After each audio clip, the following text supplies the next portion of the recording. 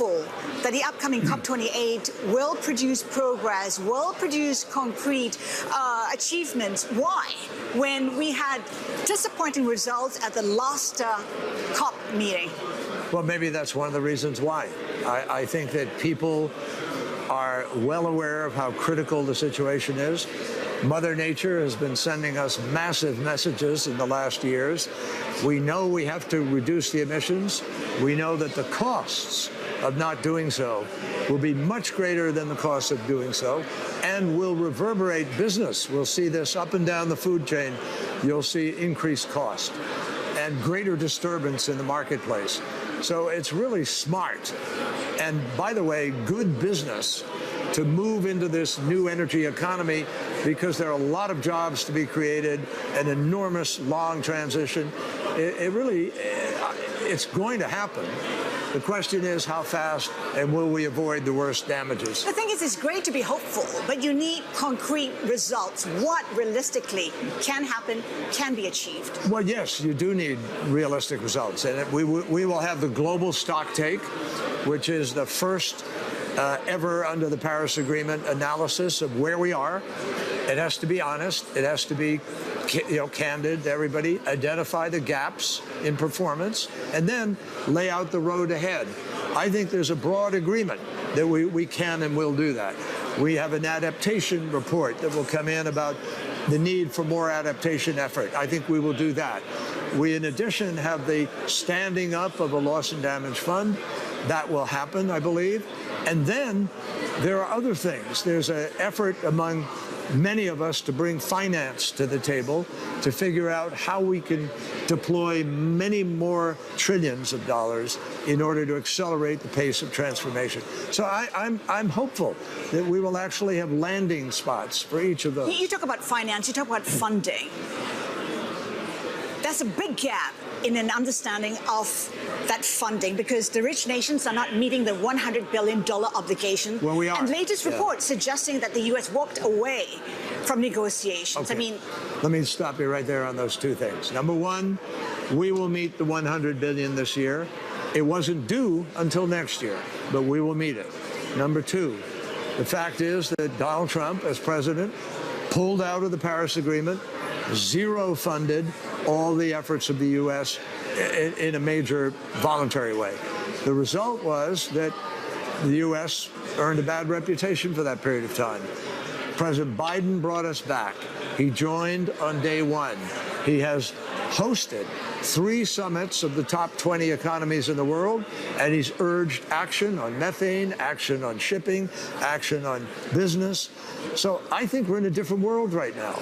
We're seeing people be much more serious about this issue, much more prepared to make the investments we need to make, recognizing that if we don't, it's going to cost our citizens much more, not just in money, but in lives lost, regions dislocated, people in migration.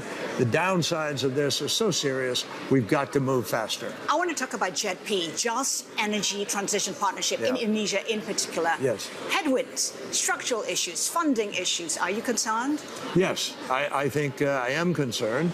But I think hopefully we're identifying the challenges of standing up a new initiative like that. We helped negotiate that. And we worked very closely with President of Indonesia, with Minister Luhut, who was sort of the central figure organizing that. I think Indonesia could go faster. I think they could do more. And we're working with them to try to figure out how to make that happen. We're also working with Vietnam.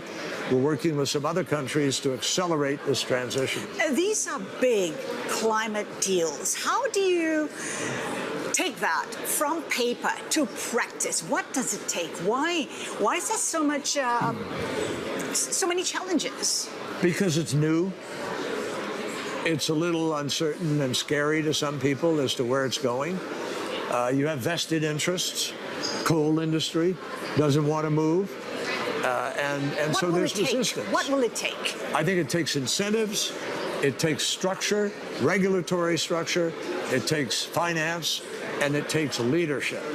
And I believe the world is moving much faster to a place where it's embracing these transitions. We all have to do it. It's not just Indonesia or Vietnam. The United States, we've been closing coal-fired plants.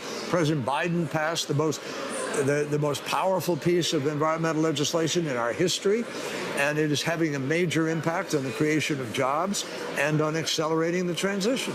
So he has a vision. President Biden's a vision shared, I might add, by EU leaders, by Australia, by Japan, by Canada, by Korea, and others. We're not alone. And I think people are really coming together now with a much greater sense of conviction and of purpose and of knowledge about what we need to do. You talked about methane. It is key to the fight against climate change. Right. China came up with a plan. Symbolic or significant? No, China's plan, by the way, which they just announced with us when we were negotiating with them in Sunnylands, their plan is real. Do we think there are some places that might be stronger? We hope so. But we're going to work with them on that, we hope. And they're committed to try to move on this now. So I think it's important to bring people together, not to always point the finger and be complaining, but to say, how do we cooperate? How can we make this happen? So it's a good starting point, you're saying? Beg your pardon? It's a good starting point. I think it's a good starting point, and we have to start somewhere. But we have to build on it much more rapidly than we have historically. Fossil fuels. I know the U.S. and the Western world keen to set targets for fossil fuels and the end of it, but the likes of China, India, they would rather go the renewables way. Therein lies the conflict in terms of how you look at fundamentally, the philosophies are different. Well, President Biden supports the phasing down of unabated fossil fuel. We've got to do that because it's the emissions that are creating this crisis for the world. And so you have to capture the emissions. And I think the key now is to harness everybody's effort to put everything to test. Let's deploy rapidly. Let's build new technologies. Let's find out where the secret is going to be to finding the sweet spot where we really get done what we need to get done. I think President Biden believes everything's got to be tried. Carbon capture, storage, utilization, new technologies, fusion, hydrogen, ammonia, new fuels, sustainable aviation fuel, batteries that last longer, bigger, more powerful turbines for wind. So many things need to happen and can happen, and frankly, a lot of them are happening right now. So that's what excites me. I think there really is the potential here of breaking through, but the key will be organizing ourselves in Dubai and really embracing the policies that are going to make a difference. President Biden and Xi Jinping will be meeting later this month. What do you hope to see? Well, I'll leave it to the White House to describe the expectations for that. But I mean, just in larger terms, China and the United States need to find common ground to solve problems between us. There are some serious differences. At the same time, we're presented with this global existential threat. It's not a bilateral issue. It's all around the world. And so we have to find a way, even as we have some differences in other areas, we've got to find a way to, break the ice and move forward. And as we do that, hopefully we can build confidence that we can also do the same thing in some of these other areas. It takes hard work, hard diplomacy.